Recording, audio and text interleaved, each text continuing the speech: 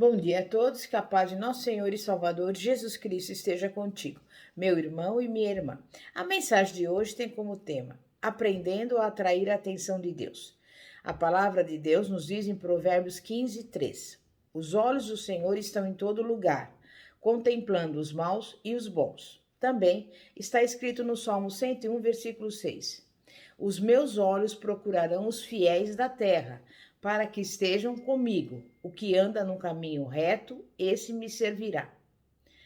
A fidelidade, entre outras virtudes, é algo que atrai a atenção de Deus. Mas o que é a fidelidade? É a característica de quem tem bom caráter, é fiel e demonstra respeito por alguém e pelo compromisso assumido com outrem. É sinônimo de lealdade. Fiel é aquele que cumpre aquilo a que se obrigou. A fidelidade a Deus está sustentada em 4 pilares. Podemos ver isso na vida de Noé, que deu um dos maiores exemplos de fidelidade na Bíblia. Em Gênesis 6:9, é dito que Noé era varão justo em toda a sua geração. E sabe o que isso significa? Que Noé era íntegro, tinha bom caráter, era um modelo de retidão e fidelidade a Deus para a sua geração. Então, o primeiro pilar da fidelidade a Deus é ter uma vida reta, íntegra. Em Filipenses 2:12, segunda parte até o 16, Paulo exorta a igreja: operai a vossa salvação com temor e tremor, porque Deus é o que opera em vós, tanto o querer como o efetuar, segundo a sua boa vontade. Fazei todas as coisas sem murmurações, nem contendas, para que sejais irrepreensíveis e sinceros, filhos de Deus inculpáveis, no meio de uma geração corrompida e perversa, entre a qual resplandeceis como astros no mundo, retendo a palavra da vida, para que no dia de Cristo possa gloriar-me de não ter corrido nem trabalhado em vão. A fidelidade a Deus é sustentada pela integridade. Veja o que diz Provérbios 3, versículos 3 e 4. Não te desamparem a benignidade e a fidelidade. Ata-as ao teu pescoço, escreve-as na tábua do teu coração, e achando graça e bom entendimento aos olhos de Deus e dos homens. Justiça é qualidade de quem age em conformidade com o que é certo e justo. Retidão é a característica de quem segue, sem desvios, a direção indicada pelo senso de justiça, pela equidade. Em meio à violência e à depravação moral da sua geração, Noé não se corrompeu nem se contaminou. Ele permaneceu íntegro e achou graça aos olhos do Senhor, o que resultou em salvação. O Senhor revelou a Noé que a terra seria destruída com um grande dilúvio. Instruiu-o a construir uma arca para se salvar das águas e a ser um peregrino da justiça. Outra característica de Noé que atraiu a atenção de Deus em relação a ele pode ser constatada no versículo 22 de Gênesis 6. Assim fez Noé, conforme tudo o que Deus lhe mandou, assim o fez. Noé não obedeceu ao Senhor em alguns aspectos. Ele acatou integralmente a vontade e as instruções de Deus. A fidelidade a Deus é sustentada pela obediência a Ele e às suas leis. Se alguém não obedece ao Senhor, não pode ser fiel a Ele. E se não é fiel a Ele, não se preocupará em obedecer-lhe. E, consequentemente, não atrairá a atenção especial de Deus e também não será abençoado.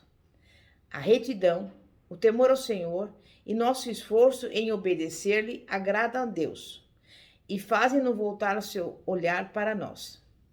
A santidade implica a distância do pecado e consagração a Deus. O pecado é como um muro que faz separação entre nós e Deus. Santo é quem possui uma vida separada para uso exclusivo de Deus, quem observa os mandamentos do Senhor, quem está morto para o mundo, mas vivo para Deus. Viver em santidade é viver afastado do pecado. Seja santo em toda a sua maneira de viver, e o Senhor saberá recompensá-lo. A fé que Noé tinha em Deus fez com que ele cresce na revelação do Senhor de que destruiria a terra. Mas Noé não apenas creu, ele agiu em conformidade com essa crença, construindo a arca e abrigando-se nela com a sua família. E como resultado, ele foi salvo e recebeu de Deus a aprovação que vem por meio da fé. Como está escrito em Hebreus 11:1. Ora, a fé é a certeza das coisas que se esperam e a convicção das coisas que não se veem. A fé atrai a atenção de Deus, porque ela requer a nossa confiança absoluta no caráter fiel e imutável do único e verdadeiro Deus, que é amor e trabalha a favor dos que nele esperam. E quem espera algo do Senhor precisa crer na sua existência e aproximar-se dele com a confiança de que ele é bom e terá prazer em ouvir a sua causa, a sua petição.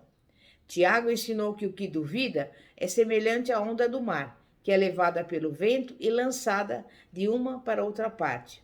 Não pense tal homem que receberá do Senhor alguma coisa. Capítulo 1 do livro de Tiago, versículos 6 e 7. Mas quais são as atitudes nossas que atraem a atenção de Deus?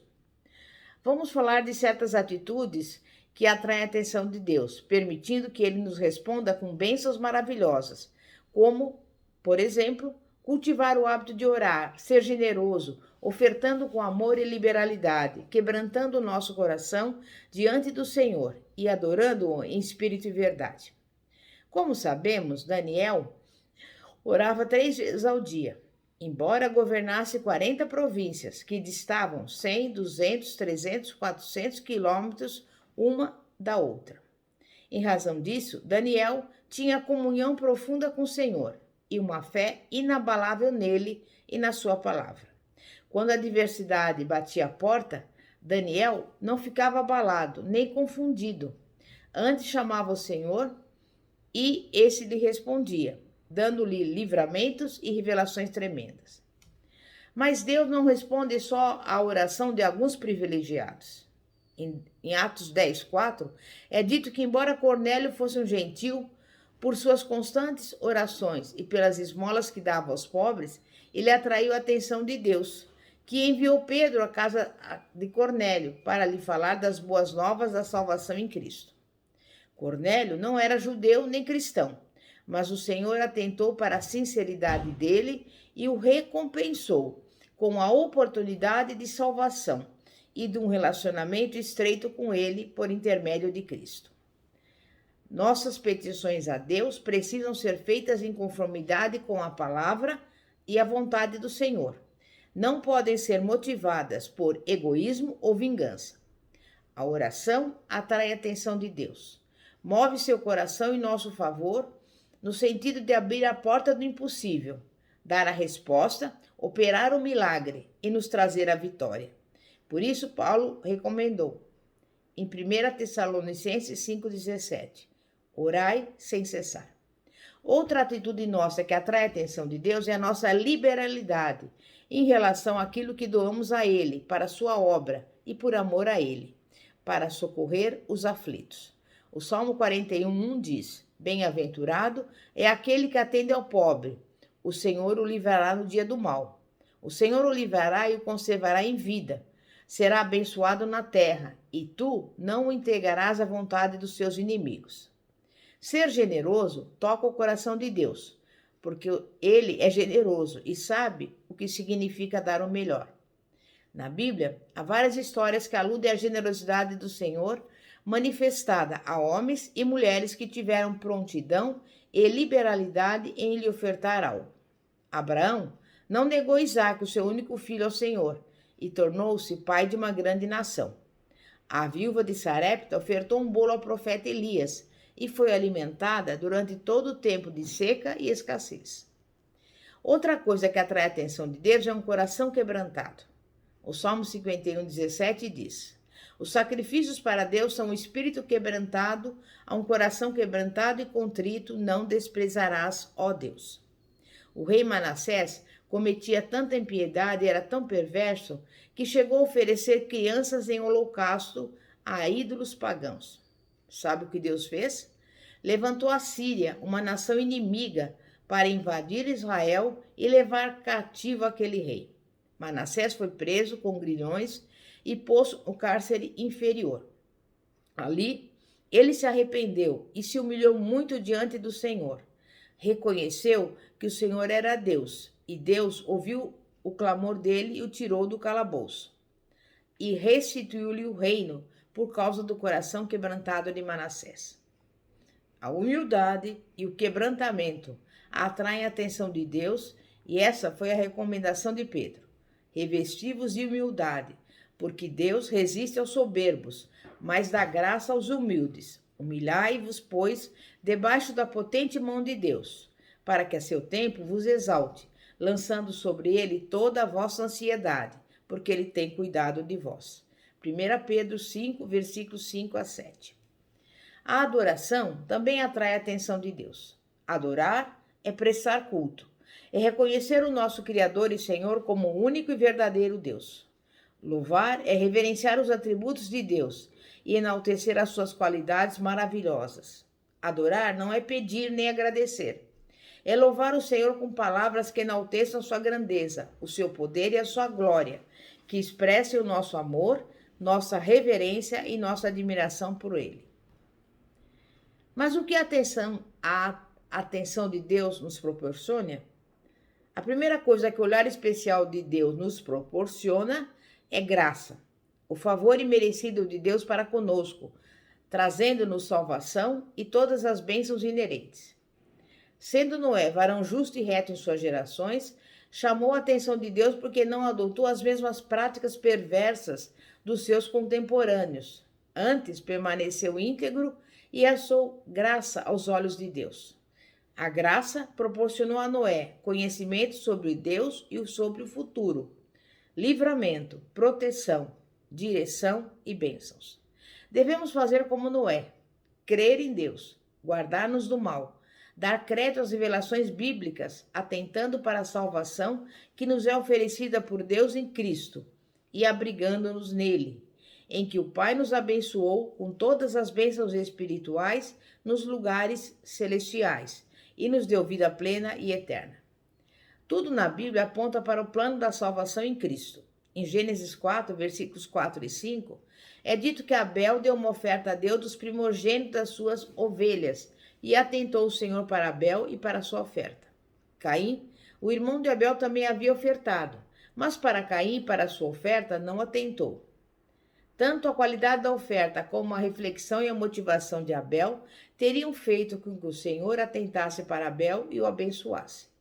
É assim que ao longo de cada livro bíblico, Deus vai descortinando o seu plano de salvação para a humanidade e revelando-nos vários aspectos do seu Filho amado, que é o bom pastor, que cuida das ovelhas e as conduz em segurança a pastos verdejantes, o servo sofredor, o cordeiro que tira o pecado do mundo, o sumo sacerdote perfeito e eterno, o Rei dos reis e Senhor dos senhores, a quem ele sujeitou todas as coisas que estão no céu e na terra. Em Êxodo 2, versículos 23 e 25, está escrito: E aconteceu depois de muitos desses dias, morrendo o rei do Egito, que os filhos de Israel suspiraram por causa da servidão e clamaram, e o seu clamor subiu a Deus por causa da sua servidão. E ouviu Deus o seu gemido e lembrou-se Deus do seu concerto com Abraão, com Isaque e com Jacó. E atentou Deus para os filhos de Israel e conheceu-os Deus.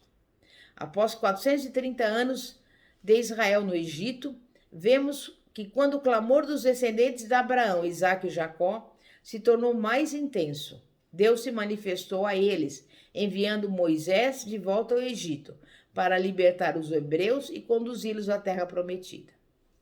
O faraó representa o diabo, que por meio da nossa aquiescência ao pecado, cega o nosso entendimento quanto à liberdade em Cristo e aos projetos de Deus para nós, subjugando-nos à escravidão e fazendo-nos amargar a vida.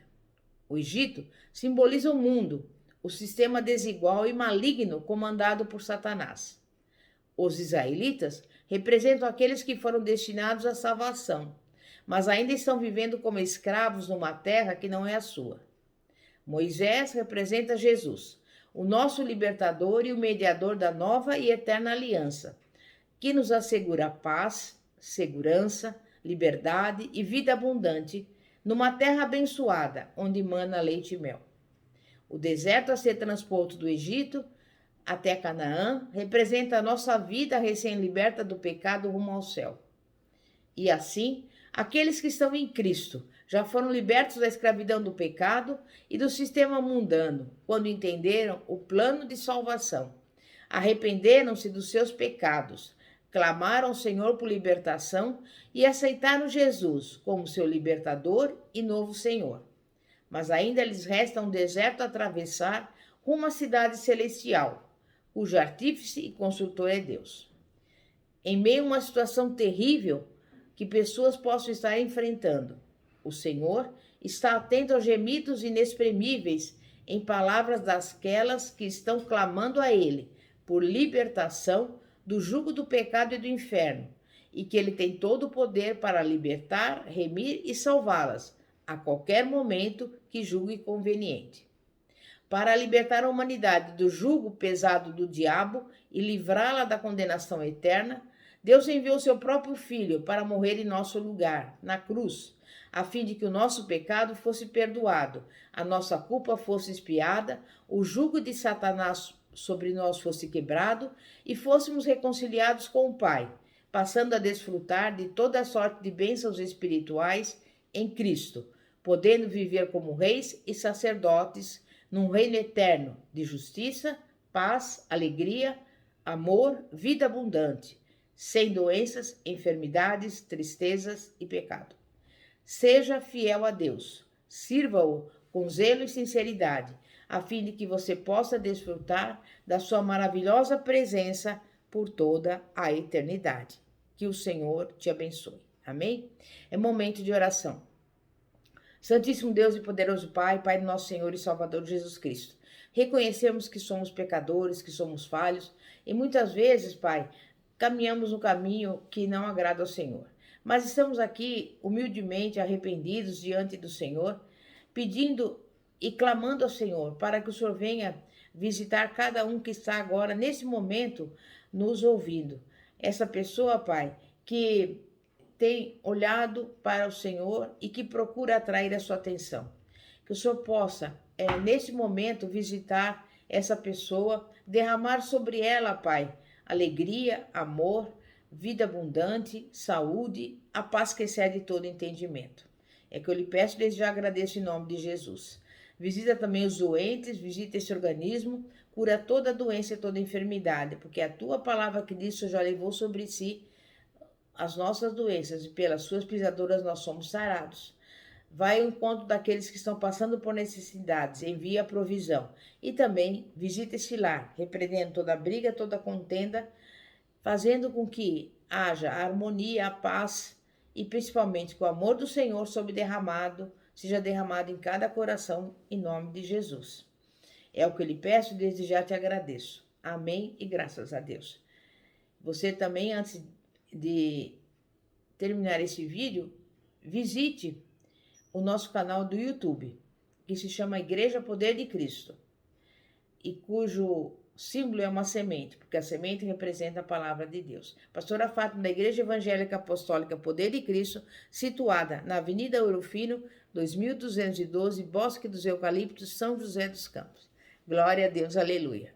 Amém e graças a Deus.